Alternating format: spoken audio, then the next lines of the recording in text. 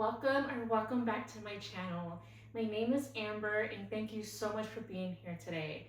And as you can tell by the title of this video, we are going to be decorating my kitchen for this Christmas season. I'm super excited, and I haven't shared my kitchen because it has been a project my husband and I have been working on, and it has been definitely a labor of love. And there's a few things that we still need to do, adding a backsplash, adding a farmhouse sink, little things like that here and there. Pretty much done for the most part, but I was gonna wait until it was fully done to share with y'all. I just love decorating my kitchen for the Christmas season. I just couldn't wait. And I apologize beforehand if this video sounds super echoey. I took off all the decors so we have a blank slate to work with. And before we get into the decorating, let's make a good simmer pot on the stove. I absolutely love doing simmer pots. It gives you all the Christmas feels. It smells so much like Christmas, and I just love making one, especially when I decorate for the Christmas season. So what you're going to need is an orange, an apple, star anise, cloves, cinnamon sticks, rosemary, and cranberries. And then you're going to need water in your pot.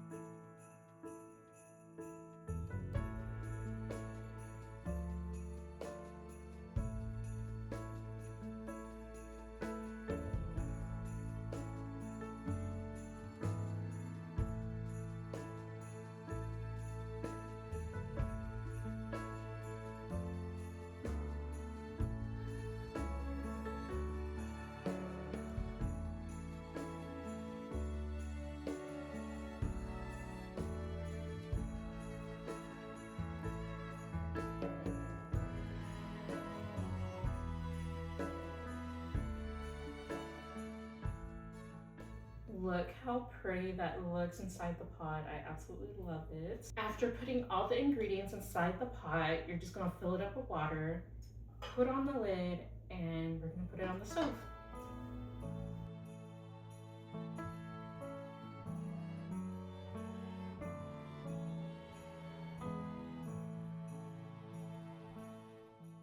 Now let's get into the decorating. To add warmth and a curated feel, I'm placing this cutting board against the wall, especially since I don't have a backsplash. This is going to help ground the space. For layering and to create depth and contrast, I'm adding a lighter cutting board. To add a little bit of greenery, I'm placing this napkin ring holder on the handle of the cutting board. The lighter wood also helps soften the look. To hold my cooking utensils, I'm using this vintage French pot. I also added a beautiful velvet bow on the pot to bring in more color to the space.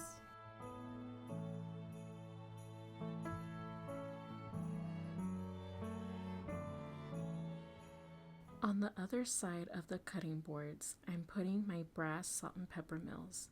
Adding the brass mills brings the space a timeless old world feel that I absolutely love. This brass countdown is a purchase I got this year from Magnolia, and I love how classy this looks. It's definitely a piece I will be using every year for Christmas.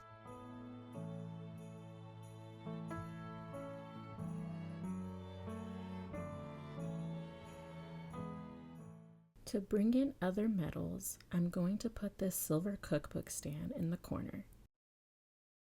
I have been really enjoying making recipes from this Sunday Suppers cookbook. I'm just going to find a recipe that I like and display it on the stand. Now let's move on to the left side of my stove. This is where I keep my coffee pot. I'm keeping this space very simple. I don't even drink coffee, but when my grandpa is visiting, I like to have his coffee and sugar easily accessible. Now for above the stove. It can feel dark above the stove, so I'm going to create a focal point. The gold rail and frame layer warmth and elegance together. On the sides of the frame, I'm placing my most used items, a strainer and measuring spoons, which make it so convenient to grab when I need it.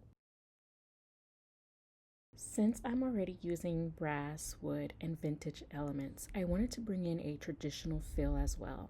These poinsettias reinforce that timeless traditional look. Nothing says the holidays like gingerbread man cookies. I got this bonbon jar from at home, filled it up with gingerbread man cookies.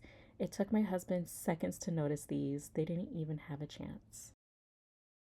I got these appetizer plates a few years back from Target, and I love how these look like an heirloom.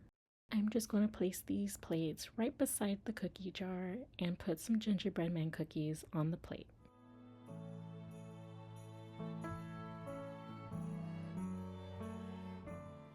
The last area to decorate is my built-in shelves my husband recently just built me. I'm placing my extra cookbooks on the top shelf.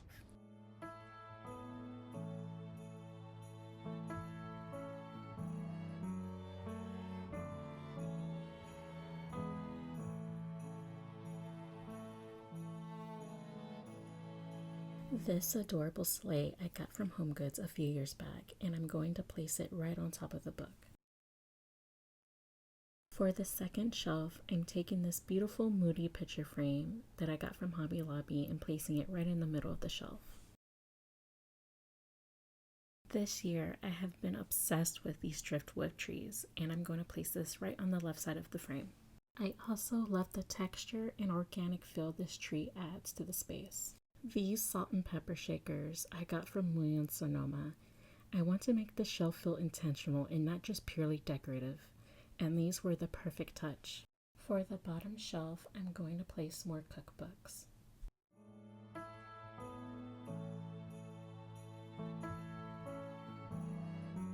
To add warmth, character, and a collected feel, I'm leaning these cutting boards against the wall.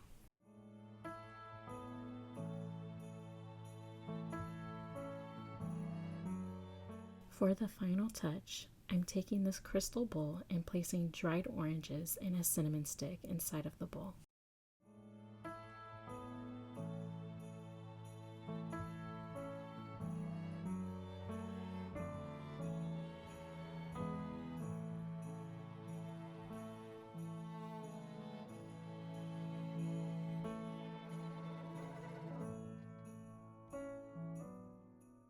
And that concludes my kitchen Christmas decorate with me.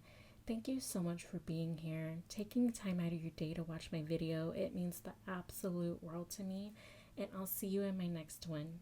Bye.